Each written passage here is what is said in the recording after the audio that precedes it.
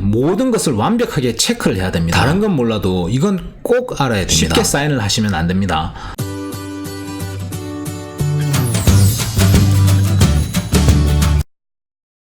안녕하세요, 제이정입니다.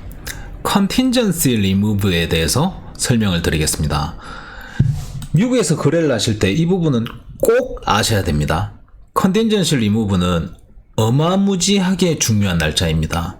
집을 사고 팔고 거래를 할 때 가장 중요한 날짜입니다. 별표 100개를 쳐놔도 모자랍니다.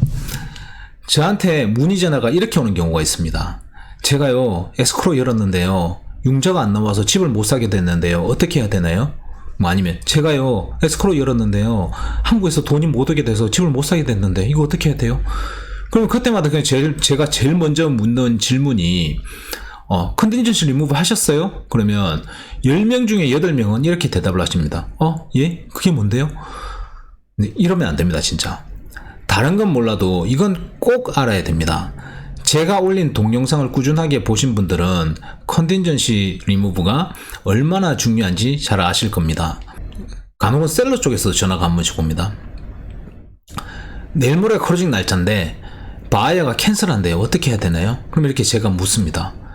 바이어가 컨틴전시 리무브 했습니까? 그러면 10명 중에 한 6명 정도는 그게 뭔데요? 뭐 이렇게 똑같은 반응으로 말씀을 하십니다. 톤도 비슷합니다. 누차 말씀드리지만 이 컨틴전시 리무브는 집 거래하는 중에 셀러든 바이어든 간에 가장 중요한 날짜입니다.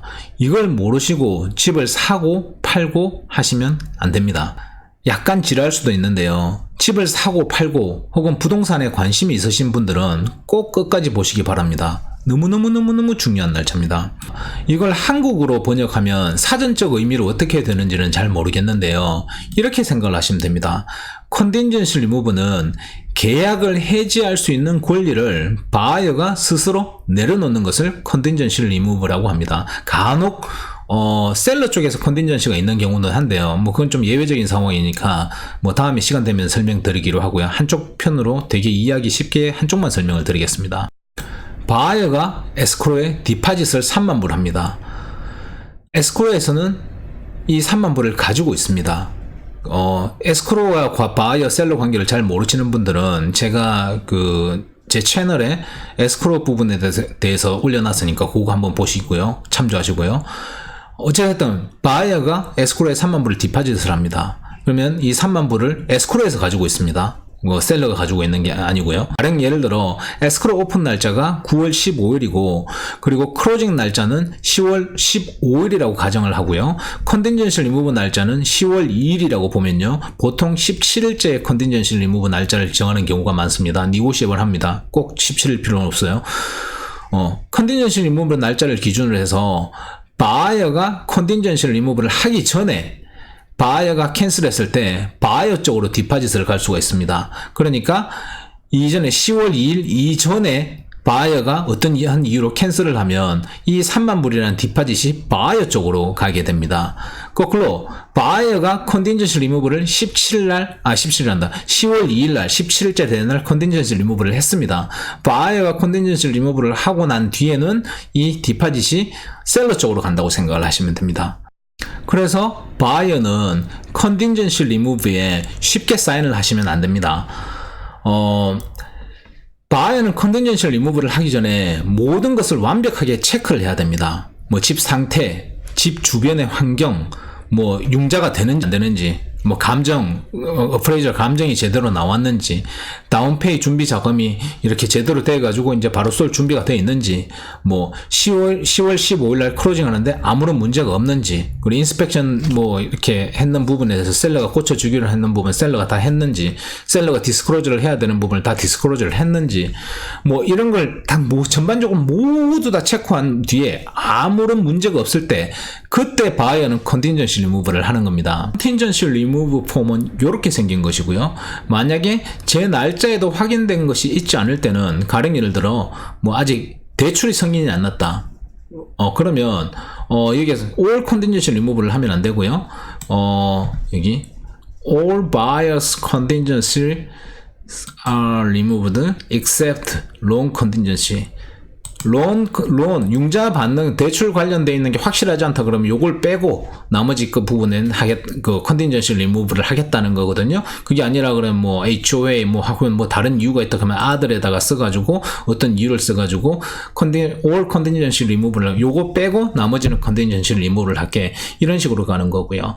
그리고 모든 것을 체크했을 때 다 완벽하다 그러면 여기 C에 Buyer hereby removes any and all buyer's contingency 이렇게 되죠. 그러니까 모든 contingency remove를 하겠다는 겁니다. 거듭거듭 당부드리지만 contingency remove에 사인을 하기 전에 특히 여기 있죠. 여기에서 마크해서 사인을 하기 전에는 모든 부분이 완벽한지 다 확인을 해야 됩니다. 계약이 되어서 딜을 하고 있는 와중에요. 에이전트들 사이에서 이 셀러 에이전트들은 컨틴전시 리무브 여기에 사인을 받으려고 난리고요. 거꾸로 바이어 에이전트는 이걸 안 해주려고 난립니다. 그만큼 중요한 겁니다. 요 폼, 요 컨틴전시 리무브 이 폼 꼭 기억해 두시고요. 그리고 말씀드렸다시피 부동산법은 주마다 많이 다릅니다. 그래서 주마다 다르고 보드마다 이 그 폼 그러니까 양식이라고 그러네요. 뭐 하여튼 이렇게 써야 되는 이런 서류들 생긴 게 좀 다 다릅니다. 살고 계시는 주 혹은 그쪽에 인베스트 하려고 하는 동네 거기에 있는 에이전트와 상의를 해가지고 한 번 더 확인을 해보시는데요. 이 컨텐전시 리무브는 너무너무 중요하다는 거는 꼭 알고 계십시오.